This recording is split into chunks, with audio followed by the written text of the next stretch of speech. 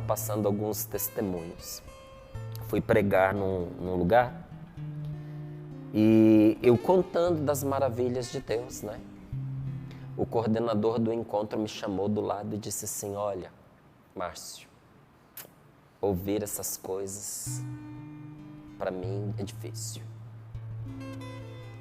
Tenho muita dificuldade de acreditar que seja verdade essas coisas aí que diz, das curas, dessas coisas aí, milagres, tenho muita dificuldade. Ele disse assim, ó, por respeito a você, já que é você que está falando, eu não vou desacreditar. Era a hora do intervalo, ele nem tinha terminado, quando alguém veio e disse assim, Márcio, está na hora de voltar, e tem uma senhora que ela precisa muito, muito falar com você. Então eu não tive nem a oportunidade de responder a este homem. Pedi licença, saí porque eu já tinha que voltar e ainda tinha a senhora para falar comigo. E quando eu cheguei lá, ela disse para mim assim, há 6 anos atrás, eu encontrei com você nesse mesmo lugar. E você tinha acabado de dizer que no intervalo não dava para rezar pelas pessoas, porque era importante, se rezasse por um, rezar por todos e não seria possível para você. Mas eu esperei todo mundo sair da sala, fui caminhando na sua direção e você percebeu que mesmo você tendo avisado de que não ia rezar por ninguém, que eu estava ali para pedir oração. Então naquela hora que essa mulher veio chegando, ela já veio abrindo a gola da camisa. Estava tudo queimado, com curativos, não é? Com fita para poder prender ali gaze, não é? Estava tudo ali escuro pelo tratamento. E eu vi que se eu não rezasse por ela, ela ia começar a chorar. E se ela começasse a chorar, eu ia gastar mais tempo ali com ela do que se eu tivesse rezado. Até a minha motivação tinha um quê de egoísmo aí, viu, gente? Porque eu preferi rezar para ganhar tempo também. Mas a minha oração foi sincera. Então, quando ela estava bem pertinho, e eu vi que ela não tinha condições de falar, porque ela ia desabar numa choradeira, eu disse assim, minha senhora, a senhora ouviu, né? Que eu disse que eu não ia rezar por ninguém, né? Aí ela fez com a cabeça que sim, eu falei, mas tudo bem. Falei, eu não sei o que a senhora tem, mas desconfio. Mas isso não importa, porque Jesus que está aqui conosco agora, Ele sabe exatamente o que a senhora tem. E nós, há 6 anos antes, e nós vamos fazer o que Ele nos manda na sua palavra.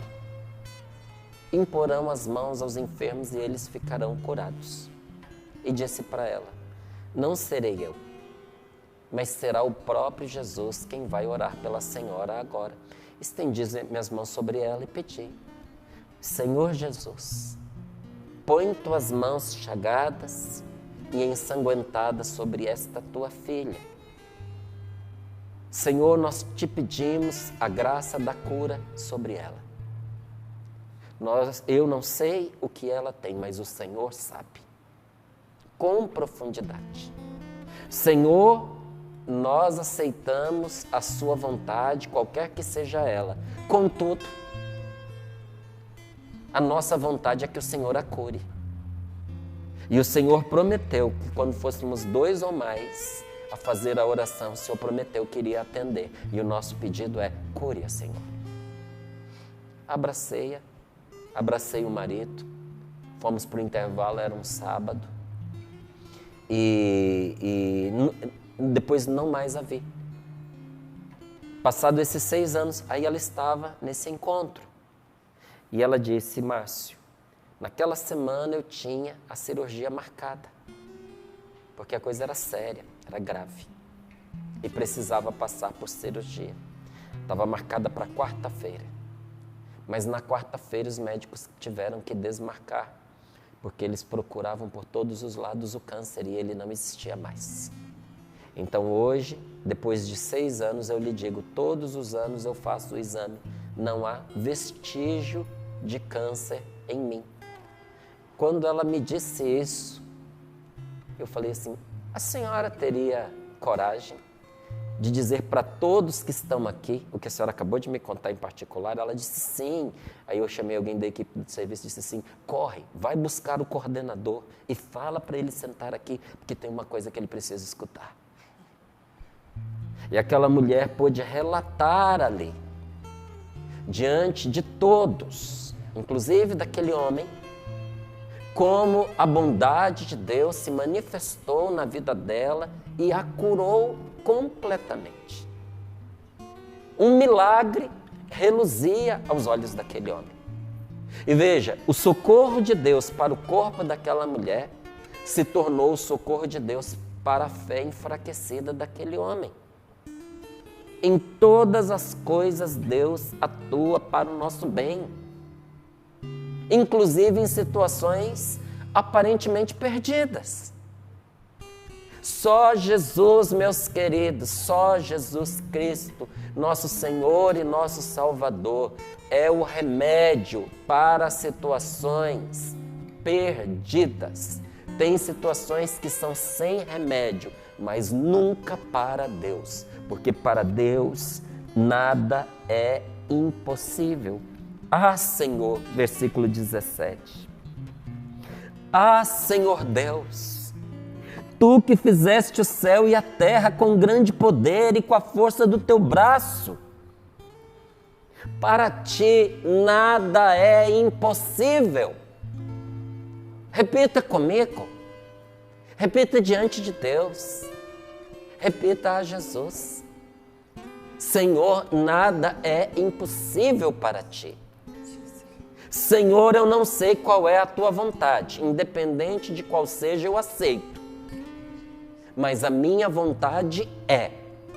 E você faz o seu pedido a Deus. Porque Deus é poderoso para conciliar a nossa vontade com a dele. Deus é poderoso para nos atender. Ele tem caminhos que nós desconhecemos. E muitas vezes, quando o que a gente pede a Deus não será bom para nós, e por causa disso Ele não fará o que a gente pediu, Ele nos dá uma força e Ele coloca um consolo no nosso coração para que a gente entenda que daquele aparente mal ou daquela aparente oração não atendida, Ele é poderoso para tirar as maiores graças, fazer brotar ali as maiores graças em nosso favor. Nada é difícil demais para Deus. Você que acordou nesta manhã abatido, cansado, desmotivado, com as muitas preocupações que você enfrenta, nada é difícil demais para Deus. Nós temos um povo bom de oração, que com sinceridade está recorrendo a Deus constantemente, pedindo ao Senhor a sua graça, o seu amor, o seu poder salvador. Aquilo que é difícil para esta gente, este povo, esta pessoa, para você, não é difícil demais para o Senhor Jesus. Essa é a nossa fé.